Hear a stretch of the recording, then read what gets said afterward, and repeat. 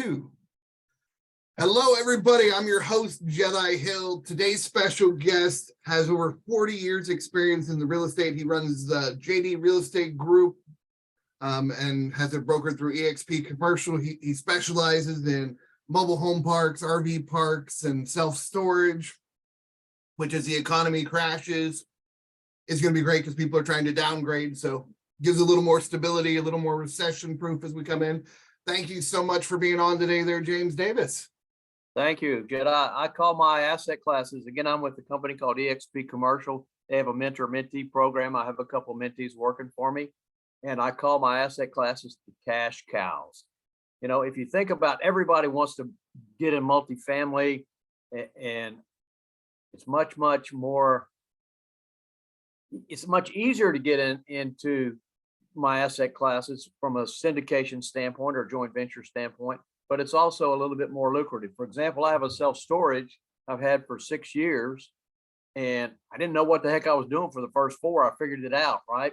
I was at 55% occupancy and I went to 95% occupancy in 6 months because it's a digital game, right? You got to know how to use Google, you got to know how to use Facebook, and et cetera, et cetera. So I had a lady that told me how to do that. And I really still don't know how to do it. I just gave that information to my assistant, and it's done. Who, not how? Yes. That's right. That's right. You read that book too. It's a great book. Anyway, that's by Ben Hardy. Anyway, so and I had a partner. I paid $1 million for that property. I had to put 100,000 into it, and my partner put in 200,000, and I could have sold it when my occupancy was at 25% for $600,000, taking a hit for, $400,000. And he even had us, my partner he was in the multifamily business, to be quite frank with you. And he never had any money. So I had to support this thing, and I was feeding it $5,000 a month negative. And then it became $2,000 a month negative. And then that was when I was at 55%. And then I got to 95%, and I was bringing in money, bringing in cash, right? So, and I had an extra 3.5 acres. I do what's called a covered land play and a commercial BRRRR. I think everybody, 4 R's, right? Anyway, so the Brrrr. It ain't cold out here in Austin anyway. So and hold on, Joe, just for James, because not everybody's going to know all these acronyms. So the Brrrr is buy, renovate, rent, refinance, and a lot of people say repeat. Right. And the commercial land play, as the name implies, covered land play is that if you have a mortgage, your current income stream should cover the mortgage, and then you have some upside. There's 2 ways that I can think of doing a commercial covered land play. I'm sorry, I keep missing my C's up, right? Covered land play is, one is there's extra land, and another is just plain higher and better use may work. But another prime example, again, being in the mobile home park business, a lot of people are mom and pops, right? And there was a guy, he was a young, spry, 92-year-old dude. He lived in Fayetteville, Arkansas, and he had built the park himself probably 40 years ago. And he was renting the spaces, 25 spaces, for $225, and the market rent was $425. You don't want to go in there and bust them up and kick them all out and start renting them for $425. You got to spruce them up a little bit, put a gate around them, put some asphalt on the road, clean up the place. And I could have picked that property up. The problem with picking that property up was the banks thought they were ugly. So you need to find some syndication, some private money aspects, right? Picked it up for could have picked it up for 800 or 850,000, and I could have added $750,000 to the value by just jacking the rent up from 225 even to just 400. And it costs $6,000 to move a mobile home park. So a mobile home is got kind of a misnomer, right? And so you just need to be. Most of them don't have the money to move, so they just. That's right. And actually, some of them, if they get to be, so old, they may fall apart when they get, like a 70s vintage. I won't fall apart, and you won't fall apart. We're probably 70s vintage or a little bit before 70s for myself. They will they fall apart, right? So you can't even move them. But Mhm. anyway, that's what I call a covered land play. Okay, so my covered land play was there and I paid $1 million for it. I could have sold it for 600 or 700,000. Never, everybody that called me up wanted a deal. They wanted a great deal, right? So anyway, the bottom line is on that that property is when I filled it up, I had the extra 3.5 acres and I had said, well, hey, let's make some money with it. Instead of making 200 a month, let's make a lot of money per month. You know, I think I'll get into the data. It's going to make 20,000 a month when completed, right? So go from 200 to 20,000. That's 100x, isn't it? Yeah. So anyway, when I was at 95%, I had the extra 3.5 acres. I got an appraisal done, and the extra NOI appraised out at $1.7 million, and then the extra 3 acres brought it to $3.2 million. The appraisal was probably a little bit generous on the land value, but I didn't complain, right? So I had You actually got a good appraisal for once. Yeah, I did. I can tell you about another good appraisal that I got on my property in Fredericksburg at the short-term rental, but we may or may not have time to do that. But anyway, so I had a $3.2 million value, and I got a 75% loan to value, which gave me $2.4 million to loan, right, to borrow. So I had a $600,000 loan to pay off from my original loan because we got 30% down. So, and it was a 20-year mortgage. So it went down fairly rapidly. So when I did the analysis, I said I could do the whole project for $1.4 million.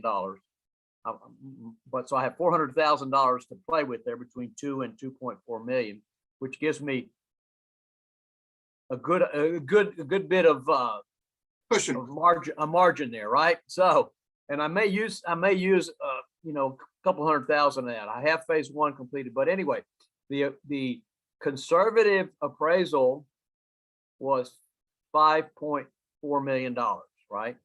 And I think I can make it at $6 million. It depends, you know, because the market's changed a lot since I got my mortgage back in October. I got a floater, and I started at 5.5, and now I'm at 7. That's actually pretty good. That's actually a pretty good rate. That's lower than what it's interest only. It's interest only, and the bank was a company called Choice Bank. They're out of North Dakota. The office that I dealt with was in Phoenix, and it's some kind of, I don't know, it's some kind of Iowa Fed or Indiana Fed or something like that. But anyway, it's a fairly good rate, and it's interest only, and I have that loan for 2 years. So I have finished phase 1, and I still need to fill it up. I'm at 60% occupancy now, and I'm already making, I don't know, $8,000 to $9,000 positive cash flow. And whenever it gets to be 95% occupancy, 90 to 95% occupancy, you always never want to be full. Never want to be full, because you want to press the price, right? Mm-hmm. And so it will get me, you know, $12,000 to $15,000, and that's I'm the lazy guy from the self-storage standpoint. I put in covered RV and enclosed RVs. It's in College Station. You can use it for boats, but there's mostly RVs there, right? And so people, when they have their RVs, they bought that during COVID, and they spent $200,000 for those RVs. They got to have a place to park them. And also, the other nice thing about where I am, I'm about 8 miles south of Texas A&M University, Kyle Field, and the subdivisions are new there. They are on water line and a septic, so they're third of an acre. There's plenty of room to put an RV in there. There's also plenty of room to put a traditional little self-storage that you'd buy from Home Depot. But the HOA says, no, you can't do that, right? So anyway, so I have best of both worlds. And they have all these fancy demographic studies and I just said, hey, there's an elementary within 2 or 3 miles. Boom, I'm doing it, right? So there is nothing wrong with doing the demographic studies, but I wasn't aware of. I've learned a lot about this stuff. There's a email site and a website called 3 Mile Domination, which is where the self-storage industry tends to go. But then there's a 20-mile radius that's more used for an RV park storage, right? That's just an RV, not the RV park. You're just parking an RV in there. You spent a couple $100,000. You got to make sure it doesn't get rained on. That's actually pretty interesting that like your main self-storage, you're going to get almost all your customers within a little itty bitty 3 mile radius. So you need to know how many people are in that area. Right.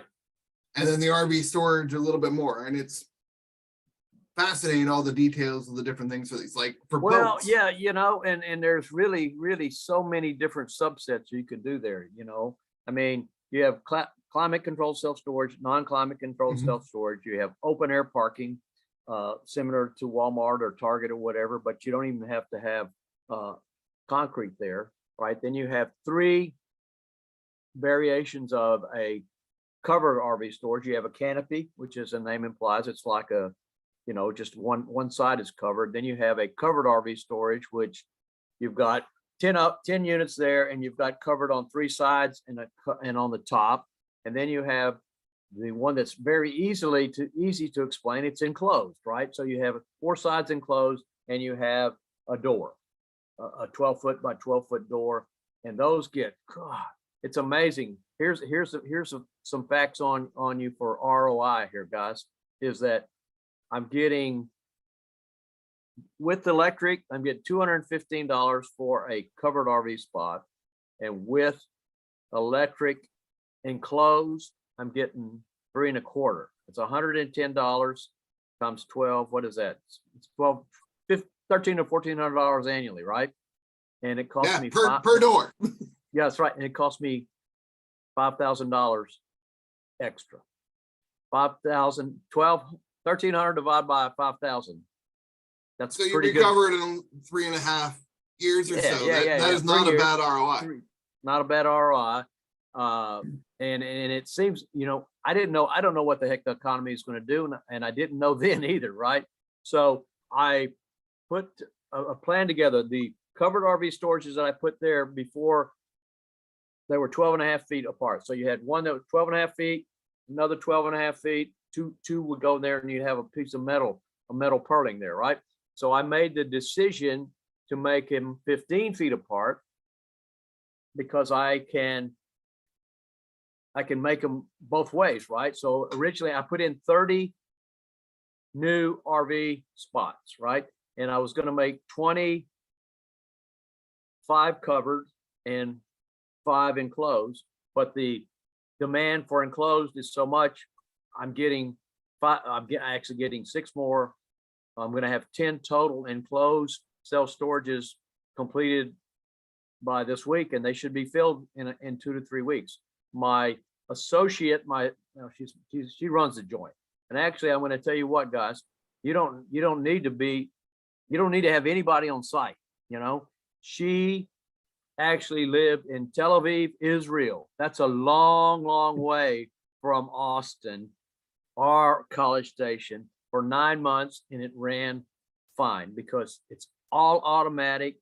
Not much can break. You have to have somebody to mow the grass, and you have to have somebody to do what's called a lock check. The lock check is, as the name implies, okay, 1 and 2 are taken and 3 is vacant according to the software, which is all electronic.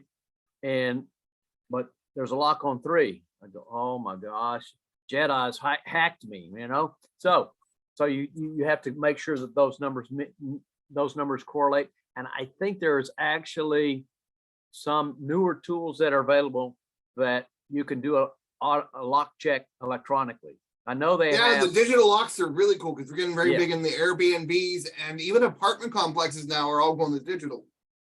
So it's like I have a digital lock on my STR, short-term rental, but we're talking about a lockout lock.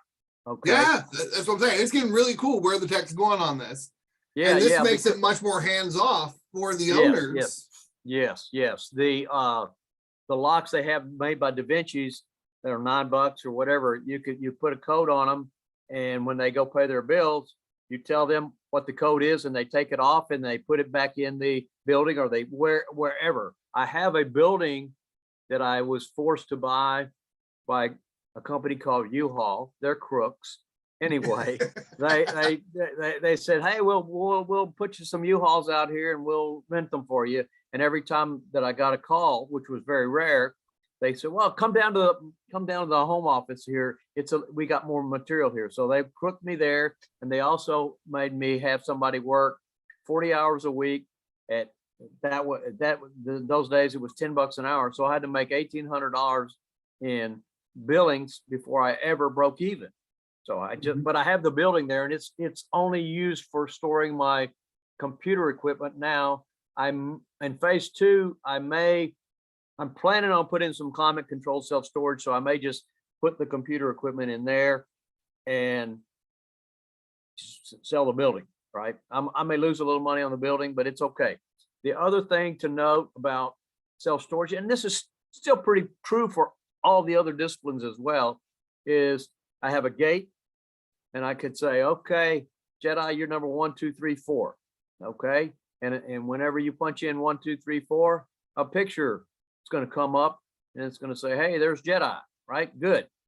And so that's when you go in the gate, and there's cameras all over the place as well. But the thing that you can find out is, okay, somebody punch in 1, 2, 3, 4, and they cause some problems. You go back and look at that picture. It's not Jedi, it's Jedi's girlfriend or whatever. You know what I mean? Or whatever, or maybe somebody has hacked Jedi's number, right? So anyway, and I did have some problems before I put in all of the cameras. These guys would come out at 11 o'clock at night. There is some validity to just say, shut it down after 10 o'clock and open it up, at 6 o'clock in the morning. You can do that with the software. And I don't know what they were doing. They were selling meth or something. I don't know exactly what they were doing, but they got in trouble, and we had the police come out. But anyway, that's the story on my self-storage. And I have 2 other properties that I'm doing similar, conceptually similar, but they're different type properties. One's a self-storage one's a short-term rental in Fredericksburg, Texas, and the other is a small mobile home park now that I'm going to turn into a 32-unit tiny home park. Nice. And they all are same concept. And I don't know. I've done a lot of these covered land plays with a commercial Brrrr, even before Brrrr was around, right? For example, I had a place in Rudy's Barbecue, right by the mall in Austin, right behind it, Barton Creek Mall, and it was 5 acres, and I don't remember what the numbers were, but it was 5 acres, $2,500 mortgage, $450 I paid for it. Now it's worth $3 million. So I wish I would have just still been waiting on. This was a long time ago. So, as a numbers guy, numbers are great for people, but we don't want to confuse the audience too much. Let's talk about some other stuff. But Go ahead. You bring in some really good points here, because we're talking about freedom, and yes, the real estate gives you financial freedom, but you're getting the time freedom through the digitalization and the robotics, that you don't need as many employees to do this stuff, which little more outgo at the beginning for all the cameras and equipment and everything, but it's going to save you huge money down the road. Yeah. It's the ROI, and actually, I give generous bonuses, and I'm also giving my associate 10% ownership of the self-storage. So she's going to make $400,000 to $500,000. Okay, she's 32 years old, lives with 3 other people in Austin, so it's a lot of money for her. And she wants to use a product that is even more modern and automated. I don't know, Swivel or something like that, but it's got bots. It's got, it does everything for you. But the key is he's got a button that says interrupt. I need to talk to somebody, right? You know, the problem with a lot of these things is they're so automated. Everybody has a call center, typically with a self-storage, because people they don't want to staff their office 24 hours a day, 7 days a week. And I had a call center. I don't remember the name of it, and it's not important, but I drove out to College Station. It's 2-hour drive on a Saturday afternoon. I was driving back, and I said, I'm going to see what this call center has to say for me about my rentals. It took me 10 minutes for them to get with me. How long are you going to wait for somebody that's not going to call you in 10 minutes? Boom. 1.5 minutes is about all somebody's going to wait. All right. So if that long, especially with the attention 20 span of 8 seconds. Well, actually the Or attention 7 span of seconds, it, rather. the attention span of a fish is 9 seconds, and attention span from a human is 8, right? Or 7 now. But yeah, you're right. Yeah. So At least for anyway, those millennials and Generation Z, yeah. yeah, right. I'm a baby boomer, so I can last for 15 seconds. But anyway, so we're looking at that, and you know, there are some other tools that are available. I haven't really looked at them or confirmed or gone into and vetted them properly, but there are some more sophisticated tools using AI to get you more tenants in the place. For example, whenever I was going from 55% to 95%, I gave my associate a budget of $100 a week. Every $100 I spent, I got 3 tenants, right? And the tenant's going to stay for about a year, 11 months. So so the bottom line is, for every $100, I get $3,000, because it's 100 times 3 times 10, right? And she went to Mexico one week, and I always say, hey, I'm if it's making money, I'll throw money at it. I mean, $100 to $300, $3,000. Well, I already made it, right? So she went to Mexico one week, and I said, what happened? She goes, well, you only gave me $300. But anyway, that's kind of a funny story, but I think she's learned that now. And so she wants to totally modernize the self-storage, and I have no problems with that. There's a gentleman named Bob Bass. He's one of my mentors. He has about 1 million square feet of self-storage. And that's a pretty significant amount of That's square a foot. bunch. People That's a do bunch. not realize 1 million square feet. We have the IX Center for the indoor amusement park. So you can fit an entire amusement park inside of a 1 million square foot building. Well, Amazon has lots of 1 million square foot buildings, but they're huge, as you can imagine. So yeah, and he runs his properties are run different than mine, but you know, everybody has their own choice. And you know, I still talk to Bob, he still talks to me, and we have a good time together. But anyway, shit, I don't remember. Maybe I've got Alzheimer's now. What's the next question, Jedi? Well, no, you did good. I really like talking about, you know, you were trying to automate things so you can get more freedom. Yeah, I will say that whenever I do my tiny home park in Arkansas, same thing will happen. There are totally automated systems for RV parks, right? And we're talking about Friday, Saturday kind of stays, right? Versus my strategy is to run an RV park very similar to a mobile home park. And I believe that you have much less hassle and you get almost as much income, right? So, and there's a tiny home park, which we can call it. It's a park model RV park in Lowell, Arkansas, in Rogers, Arkansas. My park is in Lowell, Arkansas, and they're in Northwest Arkansas, both between Fayetteville and Bentonville. And he books them. He's got a retirement community there. He's got a very skinny lot. It's got a electric pole on the top. So he probably stole the property, because there's not much you can use it for, right? It's probably 90 feet wide by, I don't know, 600 feet deep. And he's got 25 units on there. And he's got these park model RVs there. He's got skirting. They're there. They are there for the count, right? And that's always the way that I evaluate a park myself. But the thing about an RV park that's different than a self-storage is that there are many, many more cost centers, right?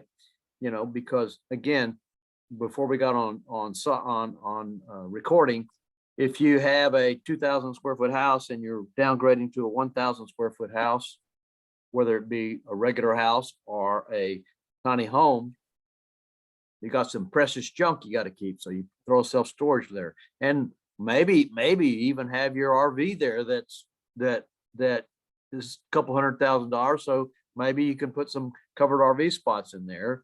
The other thing you want to do is, as we talked a little bit before, is you want to provide these guys a good product, which is energy efficient and inexpensive. And I think Jedi has one of those, and we can talk about that a little bit later. Or Jedi has his own little session there. But anyway, and the other thing that the feds are offering, it's called Inflation Reduction Act. And I think that's the biggest. Isn't that the Inflammatory Act or something? Yeah. You got it. What they say it's going to do? You got it. We might, with the exception of the Restrict Act. That's the first time I think they said the actual name. Yeah. We might piss off some liberals, but anyway, the Inflation Reduction Act will give you 40% off of solar. Okay, and I can give you some numbers on that.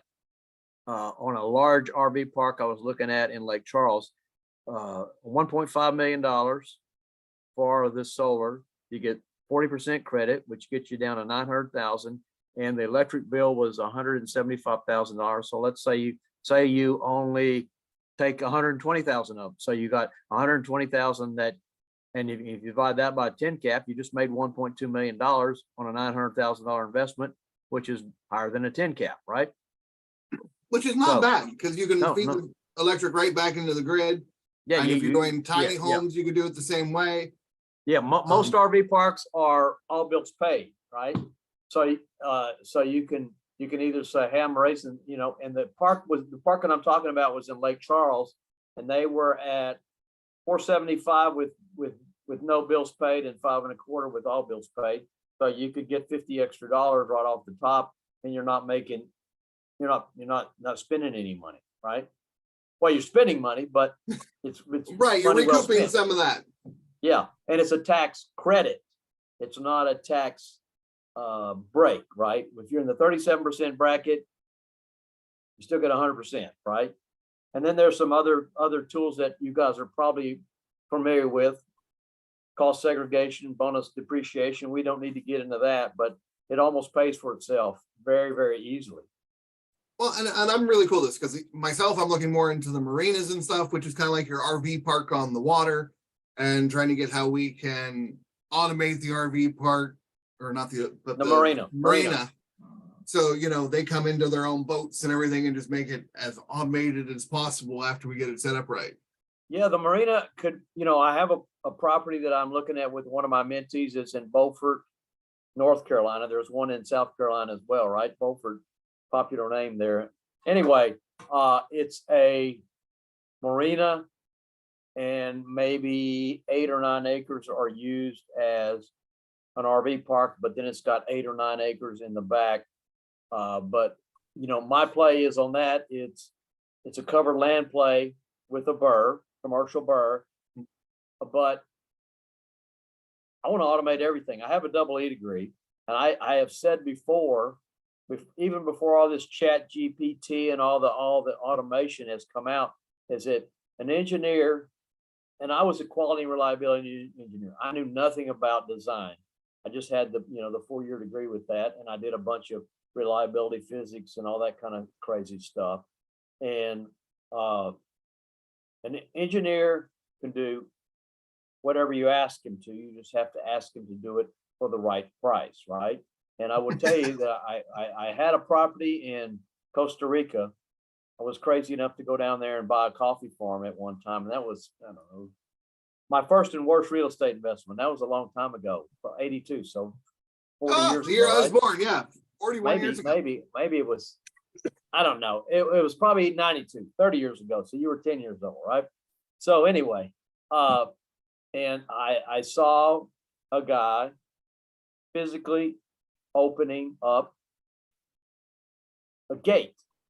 And you probably never saw anyone open up a gate in the US, right? Because it's always been automated, right? Maybe not. I'm just old enough because I grew up in the country. So like, Okay. where I grew up, it's like how it was back in the 1950s. We still have horse and buggies out here for all the Amish. Well, you had to open your own damn gate though, right? Yeah. Yeah. So anyway, and these people that think they're going to make $15 at McDonald's, they're already getting blown out of the water, right? Yeah, Fort Worth just opened one. There was already one in Denver that's completely automated, from everything from the cooking to the ordering to the handing it out the window.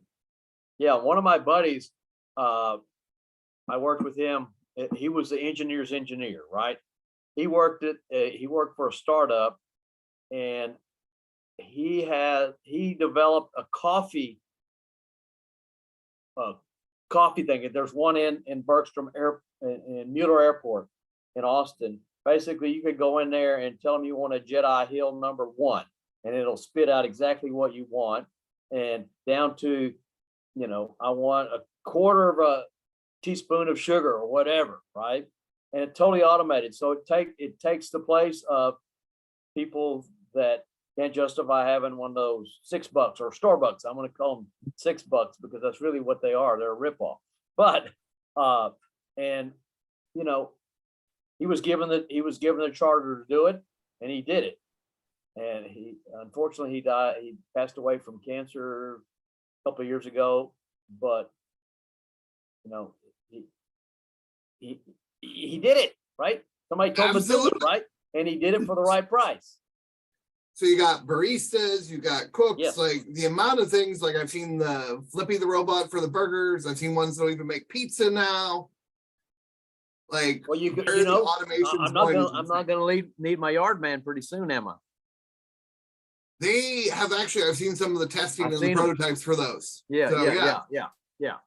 So we've kind of digressed, but we've covered a lot of activity. You have any other specific questions you want to ask me about RV parks or mobile home parks or self-storage? Well, one little thought here. I'm for an RV park. You were talking about your distance and that. On an 8-9 acres, about how many RVs you think you can fit on one, so people can see that idea. It depends on the water and sewer situation and the individual county that you're with. I know in Texas it's kind of crazy, and it's probably and you're in Ohio, it's probably goofy there as well. But if you're using if you have city water and city sewer, probably 12 an acre. And if you have city water and a septic system, 8 to 10 an acre, if the county or the jurisdiction is amenable. For example, I live in Austin. It's Travis County. They have an ETJ, extraterritorial jurisdiction, a 2 acre and 5 acre extraterritorial jurisdiction. I was looking at a park out there actually with Paul, and the numbers where you can put 1 unit for every 2 acres, which is crazy, right? Oh, that's you should be able to use a quarter or half an acre, right? You should be able to get a quarter or half acre should be all you need, because you have to have some separation between the septic field and the well. There's no. I'm even talking about even a well, right? But anyway, the thing is, you can do. I don't remember the exact numbers, but you could do a commercial septic and a commercial septic, and you could get 100 per lot, right? So it's the delineation of the rules, but you could do that on a 3 acre parcel, but is it worth $50,000 in 6 months of your time? The answer to that is no, of course. So Paul and Peter and I were looking at that one, right? But anyway, so you have to understand all the rules, but the rule of thumb is 8 to 12 RVs an acre. And for a mobile home, 6 to 10. And for a climate controlled self-storage, you're going to put, or regular self-storage, you're going to put 13 to 15,000 square feet per acre. So that's about 1/3. And the climate controlled the covered self-storage is going to be 100 feet by 150 feet for every 10. That gives you plenty of space to run the RVs through there. So Well, there's your that's- numbers. There you go. And that shows the density that you can do with Right. the RVs, the mobile home parks and self-storage compared to, you know, like you do that single family home with septic, it's got to be 2 acres, or, you know, even in the city, you can only get down to about a quarter or an eighth acre lot for the single family homes. Right. If In you most have areas. if you have any septic or wells, forget it, right? But even a septic, you're gonna have to be a quarter acre probably, right? Maybe a little less than that. I mean, in Austin they have some crazy rules, but I think the smallest size lot they have, even with the water and sewer, is 4,000 to 5,000 square feet. So yeah, I actually live in a detached condo subdivision in Austin, and my lot is not too much different than a mobile home lot. It's 60 feet by 100, you know, a little bit larger, but or hell, it's not even 100. It's 60 by 80, right? A little bit different ratio than you would do for a mobile home park, a mobile home lot, but still very similar in size. 4,800 square feet. You'd make it 90 by 50, 4,500 square feet versus 60 by 80, right? Very close. But anyway, and I quite frankly, I would rather live in the tiny home park because I'm 6 feet from the next guy, and I'm about 75 feet across from the other guy. We need to move, but that's a personal thing. I tell you, my grandpa's rule was like, if you could see your neighbors through the rifle scope, they live too close. But that was out in the country in West Virginia. So, well, you know, I have a dog, and we can actually watch the big screen TV on a diagonal, you know, and I don't know what they're watching, but you can see what's moving there, right? And I don't like that at all. Neither does my dog Lola. So anyway. So what's the best way for people to get a hold of you, James? Okay, my phone number is 512-796-6663. That is also my WhatsApp number because I'm not fancy enough to delineate that customer base. And I've only got 3 or 4 people that are on my WhatsApp, and some of them are actually from California or whatever. The email is james.davis@expcommercial.com. That's my that's my agency email. And then I have another email that is evergreen. It's going to be around forever, even if I switch companies or whatever. I worked at KW for a while, but anyway, EXP is a great company to work for. But anyway, the other one is jd-realestategroup.com. There you go. Well, thank All you right. so much for being on there, James. It was a pleasure to talk about the automation. And everybody make sure you like and subscribe for more different things on how we can develop our freedom, whether it's time, financial, or whatever. This is Jedi signing off.